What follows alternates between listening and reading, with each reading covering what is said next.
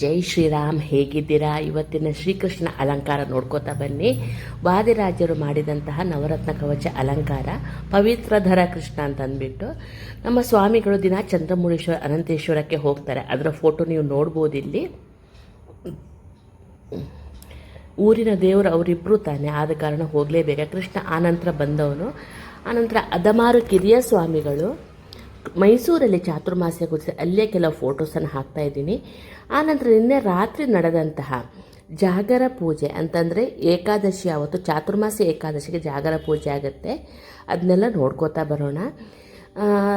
ಡಂಗೂರಾವ ಸಾರೀರಯ್ಯ ಡಿಂಗರಿಗಾರೆಲ್ಲರು ಅಂತ ಹೇಳಿ ಹರಿಯ ನಿರ್ಮಾಲ್ಯನ ತಲೆ ಮೇಲೆ ಇಟ್ಕೊಂಡು ಹಾಡು ಹೇಳ್ಕೊಂಡು ಕುಣಿತಾರೆ ನಮ್ಮ ಯತಿಗಳು. ಅದು ಇಲ್ಲಿ ನೀವು ಕಾಣ್ಬೋದು. ಆಮೇಲೆ ಎಲ್ಲರೂ ಅಲ್ಲಿ ಲಕ್ಷ್ಮೀನಾರಾಯಣ ಅಂತಂದ್ಬಿಟ್ಟು ಸುತ್ತು ಬಂದು ನಮಸ್ಕಾರ ಮಾಡ್ತಾರೆ, ನೋಡ್ಬೋದು. ಅಂದರೆ ನೃತ್ಯ ಥರ ಮಾಡ್ತಾರೆ. ಆನಂತರ ಕೃಷ್ಣಾಷ್ಟಮಿ ಬಂತು. ಮೋಸ್ಟ್ಲಿ 3ನೇ-4ನೇ ತಾರೀಕು ಅನ್ಸುತ್ತೆ, ನನಗೆ ಮರ್ತೋಯ್ತು. ಅದಕ್ಕೆ ನೋಡಿ ಮೊಸರು ಕುಡಿಕೆಗೆಲ್ಲ ರೆಡಿ ಮಾಡ್ತಾ ಇದ್ದಾರೆ, ಇಲ್ಲಿ ಕಾಣ್ಬೋದು ನೀವು. ಯಾರೆಲ್ಲ ಕೃಷ್ಣ ಮಠಕ್ಕೆ ಬರ್ತಾ ಇದ್ದೀರಾ ಅಷ್ಟಮಿಗೆ ಅಂತ ಕಮೆಂಟ್ಸಲ್ಲಿ ಹೇಳಿ. ಇವತ್ತು ದ್ವಾದಶಿಗೆ ಏನೆಲ್ಲ ಪಾರಣೆ ಮಾಡಿದೆ ಅಂತ ನೋಡ್ಕೊಂಬರೋಣ. ಇವತ್ತಿನಿಂದ ದಧಿವ್ರತ ಆರಂಭ.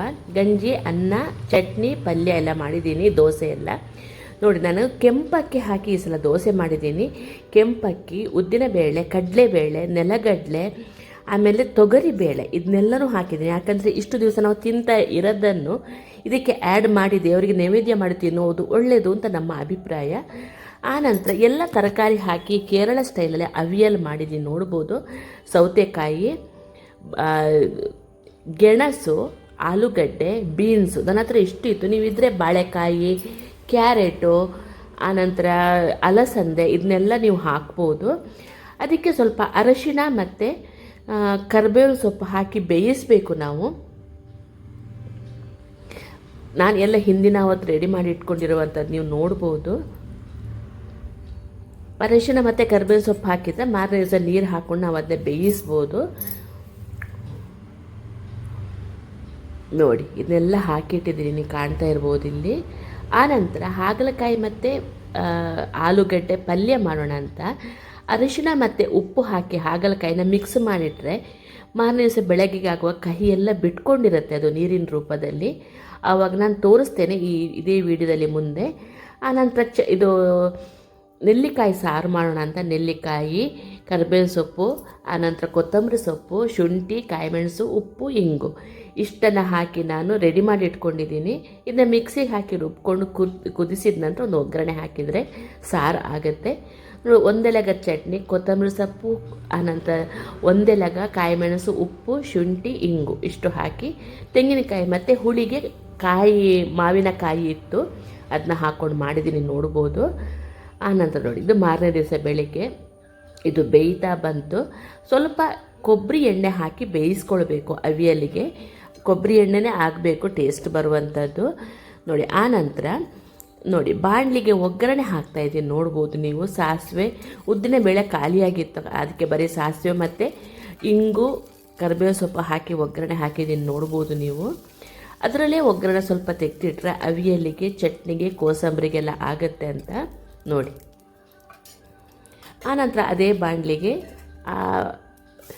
ಆಲೂಗಡ್ಡೆ ಇರುತ್ತಲ್ಲ, ಆಲೂಗಡ್ಡೆನ ಹಾಕಿ ಸ್ವಲ್ಪ ಫ್ರೈ ಮಾಡಿ, ಆನಂತರ ಅದಕ್ಕೆ ನೀವು ಹಾಗಲಕಾಯಿನ ಉಪ್ಪಲ್ಲಿ ಹಾಕಿಟ್ಟಿರ್ತೀವಲ್ಲ, ಇಲ್ಲಿ ಅರಶಿನ ಹಾಕಿದ್ದೀನಿ, ಕಾಣ್ಬೋದು.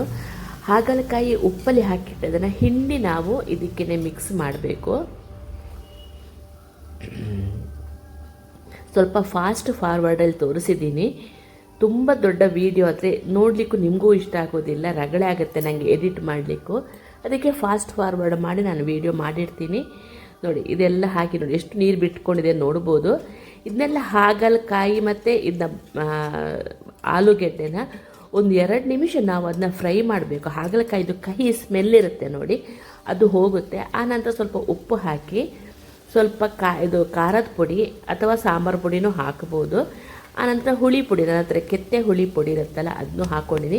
ಇಲ್ಲ ಅಂತಂದರೆ ಹುಣಸೆ ಹಣ್ಣು ಸ್ವಲ್ಪ ಗೋಲಿ ಗಾತ್ರದಷ್ಟು ಹಾಕ್ಕೊಳ್ಬೇಕು. ಹಾಕಿ ನೀಟಾಗಿ ಫ್ರೈ ಮಾಡಿ, ಅದನ್ನ ಸ್ವಲ್ಪ ನೀಟಾಗಿ ಫ್ರೈ ಆದ ನಂತರ ಸ್ವಲ್ಪ ನೀರು ಹಾಕಿ ಬೇಯಿಸಬೇಕು. ಕೊನೆಗೆ ಎಲ್ಲ ಬೆಂದ ನಂತರ ಅದಕ್ಕೆ ಬೆಲ್ಲ ಮತ್ತು ತೆಂಗಿನಕಾಯಿ ತುರಿ ಹಾಕಬೇಕು. ಬೆಲ್ಲ ಫಸ್ಟಿಗೆ ಹಾಕಿದರೆ ನೀಟಾಗಿ ಬೇಯಲ್ಲ ಅದು. ಆನಂತರ ಅವಿಯಲ್ ಹತ್ರ ಬಂದಿದ್ದೀನಿ ನೋಡ್ಬೋದು, ಇದು ಬೆಂದಿದೆ. ಅದಕ್ಕೆ ನೋಡಿ ನಾವು ಮಸಾಲೆಗೆ ಕಾಯಿಮೆಣಸು, ಜೀರಿಗೆ, ಕರಿಬೇವು ಸೊಪ್ಪು, ಆಮೇಲೆ ತೆಂಗಿನಕಾಯಿ ತುರಿ ಸ್ವಲ್ಪ ಜಾಸ್ತಿ ಬೇಕು ಇದಕ್ಕೆ ಹಾಕಿ ತರಿಯಾಗಿ ಅದನ್ನ ರುಬ್ಕೊಳ್ಳಿ. ತೀರ ನುಣ್ಣಗೆ ರುಬ್ಬಕ್ಕೆ ಹೋಗಬೇಡಿ. ನೋಡಿ ಇಷ್ಟು ತರಿ ಆದರೆ ಸಾಕು. ಅದನ್ನ ಅದಕ್ಕೆ ಹಾಕಿ ಸ್ವಲ್ಪ ಟಾಸ್ ಮಾಡಿ. ತೀರಾ ಮಿಕ್ಸ್ ಮಾಡಲಿಕ್ಕೆ ಹೋದರೆ ತರಕಾರಿ ಎಲ್ಲ ಇದಾಗೋದು. ತರಕಾರಿ ಸಿಕ್ಕಾಪಟ್ಟೆ ಬೇಯಲೂಬಾರ್ದು, ಕುರುಮ್ ಅಂತ ಸಿಗಬೇಕು ಇದಕ್ಕೆ ಅವಿಯಲ್ಲಿಗೆ. ತುಂಬಾ ಚೆನ್ನಾಗಿ ಏನು ಗೊತ್ತಾ, ಈ ನಾವು ನೋಡಿ ಉಪ್ಪು ಹಾಕ್ಕೊಂಡಿದ್ದೀನಿ, ಆನಂತರ ಟಾಸ್ ಮಾಡ್ತಾಯಿದ್ದೀನಿ. ಈ ದಧಿವ್ರತ ಸ್ಟಾರ್ಟ್ ಆದಾಗ ಶಾಖವ್ರತ ಎಲ್ಲ ತರಕಾರಿ ಬಿಟ್ಟಿರ್ತೀವಲ್ಲ, ಎಷ್ಟಾಗುತ್ತೋ ಅಷ್ಟು ತರಕಾರಿನ ಸಾಂಬಾರು ಗಿಂಬಾರೆಲ್ಲ ಮಾಡಿ ದೇವರಿಗೆ ಇಟ್ಟು ನಾವು ನೈವೇದ್ಯ ಮಾಡಿ ತಿನ್ನುವಂಥದ್ದು ಒಳ್ಳೆಯದು ಅಂತ ಒಂದು ನಮ್ಮ ಅಭಿಪ್ರಾಯ.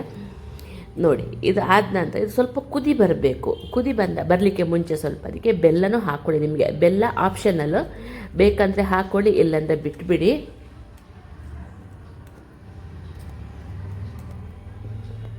ನೋಡಿ ಆನಂತರ ಕುದ್ದ ನಂತರ ಅದಕ್ಕೆ ಸ್ಟವ್ ಆಫ್ ಮಾಡಿ ಒಂದು ಅರ್ಧ ಲೋಟೆಯಷ್ಟು ಮಜ್ಜಿಗೆ ಹಾಕಿ. ಈಗ ಮಜ್ಜಿಗೆ ಹಾಕಬೇಕು, ದಧಿವ್ರತ ಆದ ಕಾರಣ ಮೊಸರು ಹಾಕಬಾರ್ದು. ನೋಡಿ ಆನಂತರ ಒಗ್ಗರಣೆ ಹಾಕಿದರೆ ನನ್ನ ಅವಿಯಲ್ ರೆಡಿ ಆಯಿತು. ಈಗ ನೋಡಿ ನಾನು ಸಾರಿಗೆ ರೆಡಿ ಮಾಡ್ಕೊಂಡಿದ್ದೀನಿ. ನಾನು ರೆಡಿ ಮಾಡಿಟ್ಟಿದ್ನಲ್ವ, ಅದನ್ನೇ ಮಿಕ್ಸಿಗೆ ಹಾಕಿ ಬೇಕಾದಷ್ಟು ನೀರು ಹಾಕಿ ಕುದಿಸಿ ಒಗ್ಗರಣೆ ಹಾಕಿದರೆ ಸಾರು ರೆಡಿ ಆಗುತ್ತೆ. ಮುಂಚಿನ ಹೊತ್ತು ನಾವು ಸ್ವಲ್ಪ ರೆಡಿ ಮಾಡಿ ಇಟ್ಕೊಳ್ಬೇಕಾಗತ್ತೆ.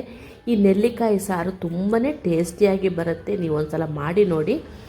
ಆನಂತರ ನೋಡಿ ಈಗ ಈ ಚಟ್ನಿಗೂ ನಾನು ಹಾಕ್ಕೊಂಡಿದ್ದೀನಿ ನೋಡ್ಬೋದು. ಅದನ್ನು ಮಿಕ್ಸಿಗೆ ಹಾಕಿ ಚಟ್ನಿ ರೆಡಿ ಮಾಡಿಕೊಂಡೆ. ಜಾಸ್ತಿ ಡೀಟೇಲಾಗಿ ತೋರಿಸಿಲ್ಲ, ಪ್ರತಿ ದ್ವಾದಶಿನಲ್ಲಿ ತೋರಿಸ್ತಾ ಇರ್ತೀನಿ ಅಂತ.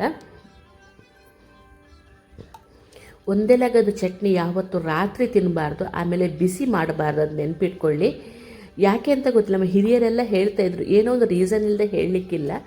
ರಾತ್ರಿ ತಿಂದರೆ ಕಣ್ಣು ಕಾಣಿಸಲ್ಲ ಅಂತ ಹೇಳ್ತಾರೆ, ಅದೊಂದು ನೆನಪಲ್ಲಿ ಇರಲಿ ನಿಮಗೆ. ಆನಂತರ ಈ ಪಲ್ಯಕ್ಕೆ ನೋಡಿ ಇದಾಗೋಯ್ತು ಚಟ್ನಿ. ಪಲ್ಯಕ್ಕೆ ಬೆಲ್ಲ ಮತ್ತು ಸ್ವಲ್ಪ ತೆಂಗಿನಕಾಯಿ ತುರಿ ಹಾಕ್ಕೊಂಡಿದ್ದೀನಿ. ಬೆಲ್ಲ ಫಸ್ಟಿಗೆ ಹಾಕಿದರೆ ನಮಗೆ ಬೇಯೋದಿಲ್ಲ ತರಕಾರಿ ಅಂತ.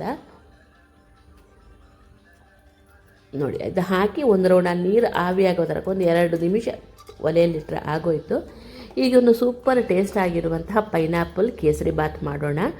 ಫಸ್ಟ್ ಬಾಣಲಿಗೆ ತುಪ್ಪ ಹಾಕಿ ದ್ರಾಕ್ಷಿ ಗೋಡಂಬಿ ಹುರಿದಿಟ್ಕೊಂಡಿದ್ದೀನಿ. ಆನಂತರ ಪೈನಾಪಲ್ ನಾನು ಕಟ್ ಮಾಡಿ ಇಟ್ಕೊಂಡಿದ್ದೀನಿ ನಿನ್ನೆನೆ ಸಿಪ್ಪೆ ತೆಗೆದು. 1 ಕಪ್ಪಷ್ಟು ರವೆಗೆ 1 ಕಪ್ಪಷ್ಟು ಪಲ್ಪ್ ತೆಗೆದಿಟ್ಕೋಬೇಕು ನಾವು.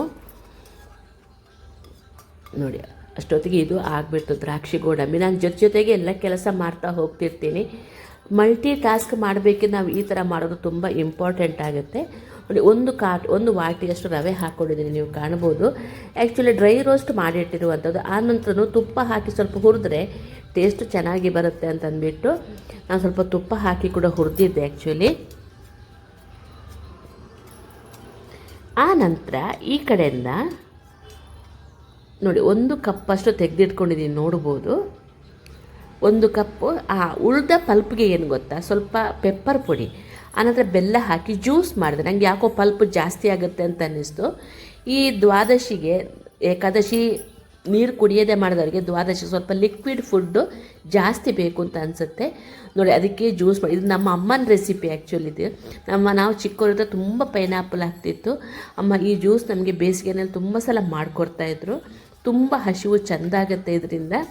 ನೋಡಿ ಅಷ್ಟೊತ್ತಿಗೆ ಇದು ಕೂಡ ಆಗ್ತಾ ಬಂತು.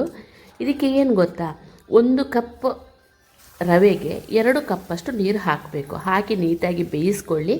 ನಿಮಗೆ ಗೊತ್ತಾಗುತ್ತೆ ಕಣ್ಣಂದಾಜಿಯಲ್ಲಿ, ನಮಗೆಲ್ಲ ಕಣ್ಣಂದಾಜಿಯಲ್ಲಿ ಗೊತ್ತಾಗುತ್ತೆ. ಆ್ಯಕ್ಚುಲಿ ನಾವು ಉಪ್ಪಿಟ್ಟು ಯಾವ ಥರ ಮಾಡ್ತೀವಿ ಅದೇ ಥರ 1ಕ್ಕೆ 2. ಇದು ಬನ್ಸಿ ರವೆ.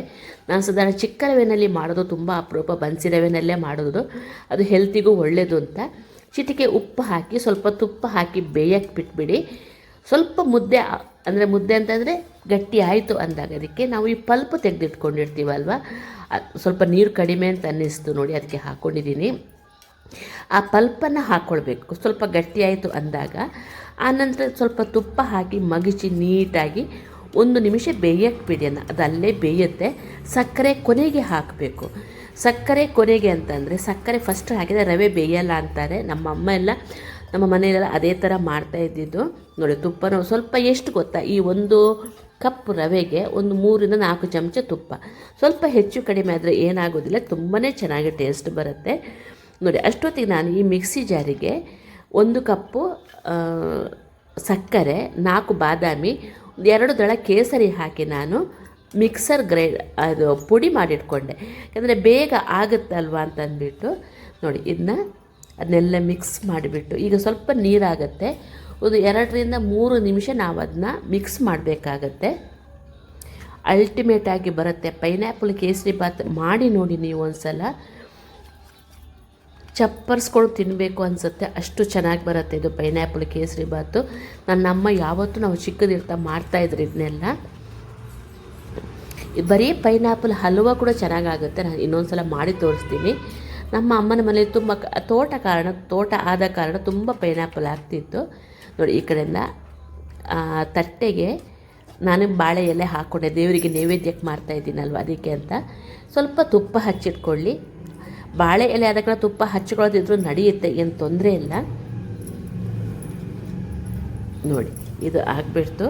ಅದನ್ನ ಒಂದು ಸ್ವಲ್ಪ ಈ ಸ್ಪ್ಯಾಟ್ಯುಲ ನನ್ನ ಹತ್ರ ಇದಿತ್ತು, ಸಿಲಿಕಾನ್ ಇದು ಸ್ಪ್ಯಾಟ್ಯುಲ, ಅದರಲ್ಲಿ ನೋಡಿ ಅದನ್ನ ನೀಟಾಗಿ ಶೇಪ್ ಕೊಡಿ. ಅದಕ್ಕೆ ದ್ರಾಕ್ಷಿ ಗೋಡಂಬಿ ಹುರಿದಿಟ್ಟಿದ್ದನ್ನು ಫಸ್ಟಿಗೆ ಹಾಕ್ಕೊಂಡ್ರೆ ಏನಾಗುತ್ತೆ, ನಮಗೆ ಕಟ್ ಮಾಡಬೇಕಿದ್ರೆ ಸಿಕ್ಕಾಕೊಳ್ಳುತ್ತೆ.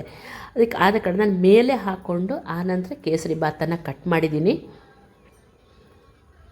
ನೋಡಿ ಈ ಥರ ನೈವೇದ್ಯ ಮಾಡಿದ್ದು ಗಂಜಿ, ಅಂದರೆ ಕಾಯಿ ಗಂಜಿ ಮಾಡಿದ್ದೆಲ್ಲ ನಾನು ವಿಡಿಯೋ ತೋರಿಸಿಲ್ಲ. ಇದರಲ್ಲಿ ಕೂಡ ಬೆಣ್ಣೆ ತೆಗೆಯೋದದ್ದೆಲ್ಲ ನೋಡಿ ನೀಟಾಗಿ ಶೇಪ್ ಕೊಟ್ಕೊಂಡು ಕಟ್ ಮಾಡಿ, ಸ್ವಲ್ಪ ತಣ್ಣಗಾದ ನಂತರ ಕಟ್ ಮಾಡಿ.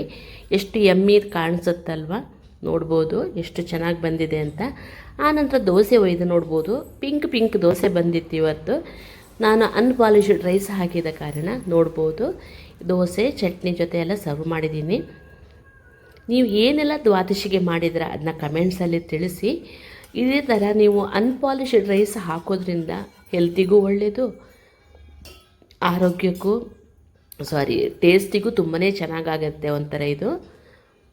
ನೀವು ಬಳಸಿ ಈ ಥರ ಕೆಂಪಕ್ಕಿದ್ದು ದೋಸೆ ಎಲ್ಲ ಮಾಡಿ. ಅಷ್ಟೊತ್ತಿಗೆ ಪಕ್ಕದಲ್ಲಿ ಕೋಸಂಬರಿ ಕೂಡ ರೆಡಿ ಮಾಡಿಕೊಂಡೆ, ನೋಡ್ಬೋದು.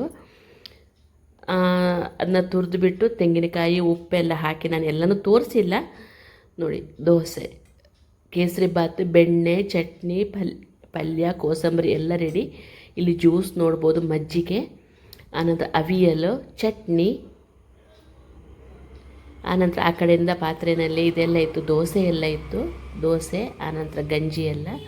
Thank you for watching.